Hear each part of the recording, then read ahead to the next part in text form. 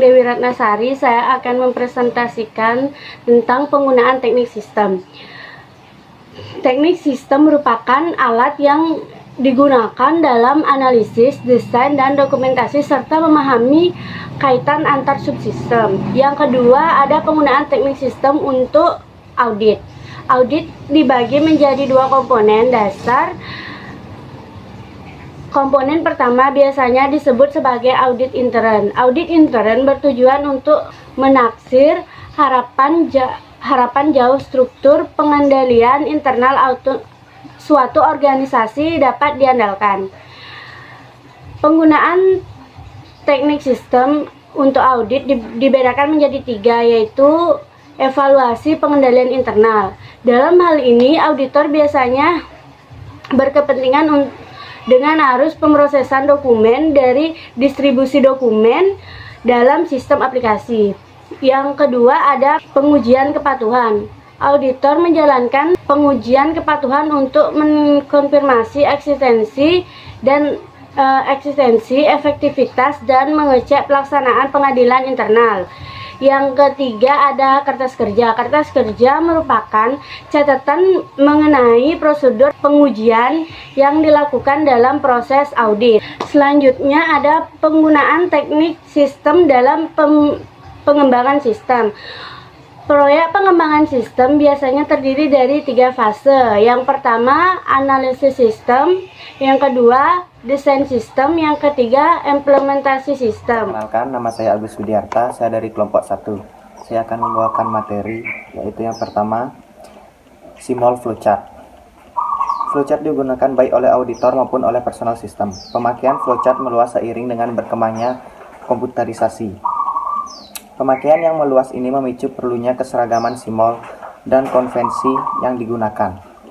Berikut ada beberapa SIMOL yang digunakan, yang sudah disepakati. Yang pertama ada input atau output, yang kedua ada proses, yang ketiga ada garis arus, dan yang keempat ada anotasi.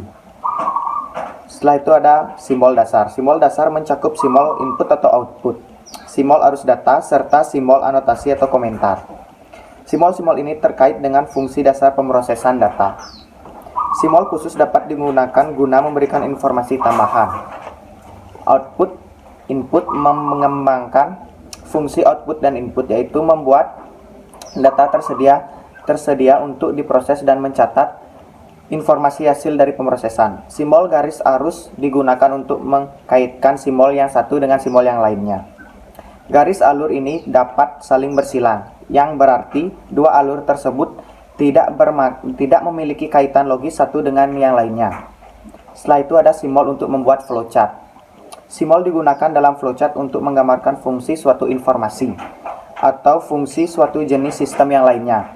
Arah aliran digambarkan sebagai garis antar SIMOL. Jika arahnya tidak dari kiri ke kanan atau dari atas ke bawah, maka garis tersebut harus dibantu dengan garis anak panah guna untuk memudahkan memahami data tersebut. Setelah itu ada diagram HIPO dan diagram HIPO.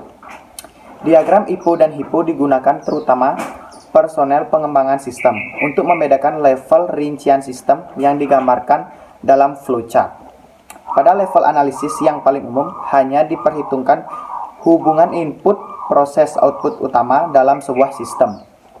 Diagram HIPO terdiri dari 2 segmen. Diagram hierarki sebagai diagram pemecah proses menjadi berbagai modul, dan diagram IPO yang menggambarkan kebutuhan input proses output setiap modul. Peran tersebut yakni sebagai acuan pembuatan diagram IPO, biasanya diwujudkan dengan pemberian nomor urut. Swastiastu, saya Nika Desari Devi. Jadi, di mana saya akan menjelaskan flowchart sistem dan program. Jadi, flowchart sistem ini digunakan oleh personel sistem maupun auditor, sedangkan flowchart program ini digunakan oleh personel pengembangan sistem. Flowchart program ini disebut juga flowchart block, di mana beda dengan flowchart sistem, jadi lebih detail dalam menggambarkan setiap fungsi pemrosesannya. Jadi flowchart program ini serupa dengan diagram IPO dan sebagai rinciannya dari diagram HIPO. Yang kedua ada diagram arus data logika, di mana diagram arus data logika ini atau diagram alur data ini disingkat dengan DFD. Dan ini digunakan oleh personel pengembangan sistem dalam analisis sistem. dan digunakan untuk mendokumentasi desain logika suatu sistem yang dapat memenuhi kebutuhan pengguna. Adapun tujuan penggunaan DFD ini yaitu untuk memisahkan secara jelas proses logika analisis sistem dan proses mendesain sistem secara fisik. Berikut simbol diagram DFD. Yang pertama ada external activity, di mana digunakan untuk menggambarkan asal atau tujuan data. Yang kedua ada proses, di mana simbol ini digunakan untuk memproses pengolahan data. Yang ketiga ada data flow, di mana simbol ini digunakan untuk menggambarkan aliran data yang berjalan.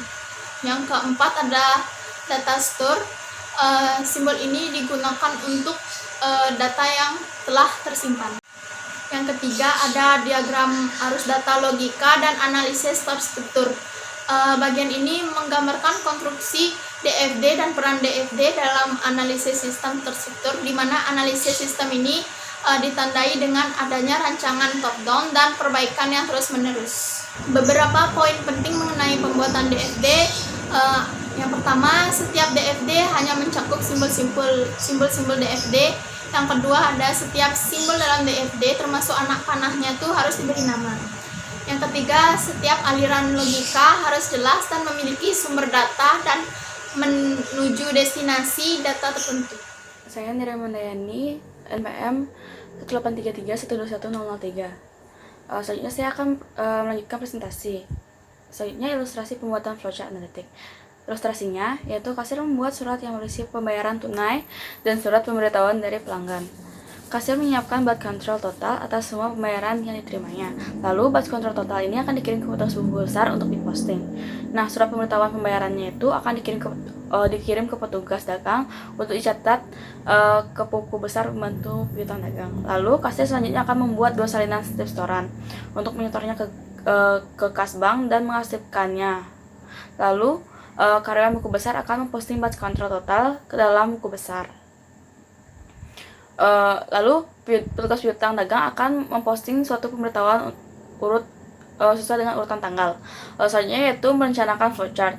Nah, dalam merencanakan flowchart ini ada beberapa langkah, yaitu memilih simbol yang sesuai dengan kebutuhan, lalu ada menganalisis sistem, menggambar flowchart, menggunakan pelaturan sandwich yaitu memiliki output dan input yang jelas pada simbol-simbolnya. Selanjutnya yaitu penggunaan simbol konektor dan hubungan antar entitas kolom. Selanjutnya yaitu teknik narasi. Teknik narasi ini dibagi menjadi 2, yaitu wawancara dan kuesioner. Wawancara ini tekniknya itu berguna bagi analis untuk mengenali pihak-pihak dalam pengambilan keputusan, dan kuesioner ini terdapat 2, yaitu terbuka dan tertutup. Yang pertama itu memberikan suatu kesempatan kepada responden untuk menjawab pertanyaan secara bebas, dan yang kedua itu menggali fakta yang berguna untuk mencari jawaban atas suatu kumpulan pertanyaan. Selanjutnya itu adalah analisis penggunaan sumber daya. Yang pertama itu ada pengukuran kerja. Pengukuran kerja ini mencakup 4 langkah, yaitu yang pertama mengidentifikasi pekerjaan, lalu mengukur perkiraan waktu yang dibutuhkan untuk menyelesaikan pekerjaan tersebut, menyesuaikan perkiraan waktu tersebut untuk mengeliminasi waktu luang, dan pertimbangan-pertimbangan lainnya. Dan yang terakhir itu ada menganalisis kebutuhan berdasarkan data tersebut. Nah, selanjutnya yaitu ada analisis distribusi kerja.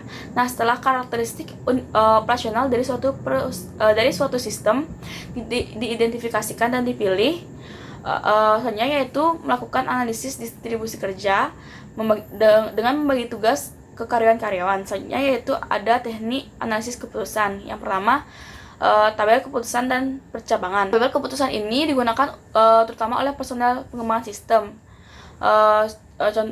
Contohnya itu dapat dilihat pada tabel, yang mana terdapat 3 alternatif. Yang pertama, Y untuk true, N untuk false, dan minus untuk tidak dapat diterapkan. Selanjutnya yaitu ada metode matriks.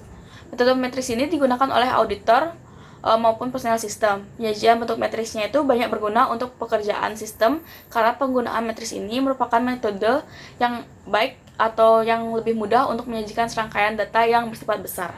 Sekian presentasi dari kami. Jika ada yang pertanyaan, dapat ditanyakan pada Google Class. Akhir kata saya tutup dengan Pramusanti. Om Santi Santi Santi Om.